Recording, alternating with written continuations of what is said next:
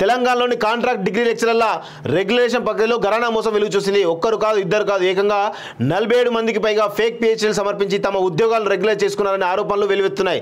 అంతేకాదండి, అంగట్లో సరుకుల పిహెచ్డీ పట్లతో పాటు తమ రెగ్యులేషన్ సైతం డబ్బులు ఇచ్చి కొనుగోలు చేశారు. బీఆర్ఎస్ హయాంలో స్కామ్లే కాదు, నియామకాలు, నిధులు, నీళ్ళ అంశాల్లో జరిగిన బడా స్కామ్లు ఒక్కొక్కటిగా బహిర్గతమవుతున్నాయి.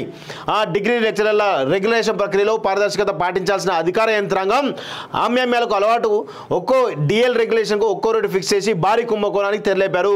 ఫేక్ పిహెచ్డీలతో డిగ్రీ అధ్యాపకులుగా కొలువులు సొంతం చేసుకున్న గనులు రేపటి నుంచి విద్యార్థులకు విద్యాబుద్ధులు ఎలా బోధిస్తారనే ప్రశ్నలు ఉత్పన్నమవుతున్నాయి. అడ్డదారిలో 61 మంది పిహెచ్డీలు గుర్తుపెట్టుకోండి మిత్రులారా.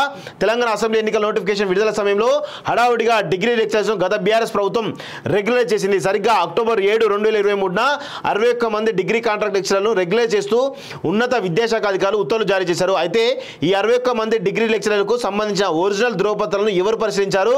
అసలు ఆ డిగ్రీ లెక్చరర్లో ఎక్కడ పిహెచ్డీ కంప్లీట్ చేశారు? సదరు యూనివర్సిటీ నిజంగానే చెల్లుబాటు అవుతుందా? కాంట్రాక్ట్ డిగ్రీ లెక్చరర్ రెగ్యులేషన్లో యూజీసీ నిబంధనలు పాటించారా అన్న సవాలక్ష ప్రశ్నలకు అధికారుల నుంచి సమాధానం కరువైంది. నిజంగా ఒక్కసారి రెగ్యులైజ్ అయిన డిగ్రీ లెక్చరర్ల పిహెచ్డీ వివరాలు పరిశీలిస్తే అంతా తప్పుల తగ్గగా తెలిపింది. అక్టోబర్ 7, 2023న కాంట్రాక్ట్ డిగ్రీ లెక్చరర్ రెగ్యులేషన్ అయిన అధ్యాపకులు సమర్పించిన పిహెచ్డీలు ఫేక్ అని స్పష్టమవుతుంది. మొత్తం 61 మందిలో 47 మంది ఒక్క జార్ఖండ్లోని రాధా గోవింద్ యూనివర్సిటీ నుంచి పిహెచ్డీ పట్టాలు పొందారు. వాస్తవానికి ఈ యూనివర్సిటీ 2019 సంవత్సరంలోనే ఏర్పడింది. వర్సిటీ స్థాపించి నిన్న 3 ఏళ్ళు కాకముందే వందలాది మంది విద్యార్థులకు పిహెచ్డీ పట్టాలు అందించింది. అయితే మన రాష్ట్రం నుంచి పట్టాలు తీసుకున్న డిగ్రీ లెక్చరర్లు 2022 సంవత్సరంలో మన్ సరోవర్ యూనివర్సిటీలో పిహెచ్డీ కోసం రిజిస్ట్రేషన్ చేసుకోవడం గమనార్హం. మరి ఒకేసారి 2 యూనివర్సిటీలో పిహెచ్డీ ఎలా సాధ్యమైందని కొసమెరుపు.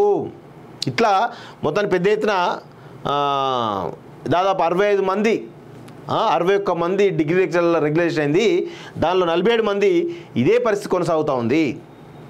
ఫేక్ డిగ్రీలు, ఫేక్ పిహెచ్డీలు చేసి ఈరోజు చేసుకున్నారట. దాదాపు కోట్ల రూపాయలు మరి చేతులు మారినట్టు తెలుస్తుంది. కోట్ల రూపాయలు ఈరోజు బీఆర్ఎస్ నాయకులు చేసుకొని మొత్తానికైతే దీన్ని చేసుకోవడం తెలుస్తుంది. దీనిపైన చాలా సీరియస్ యాక్షన్ జరగాల్సిన అవసరం ఉంది వాస్తవంగా.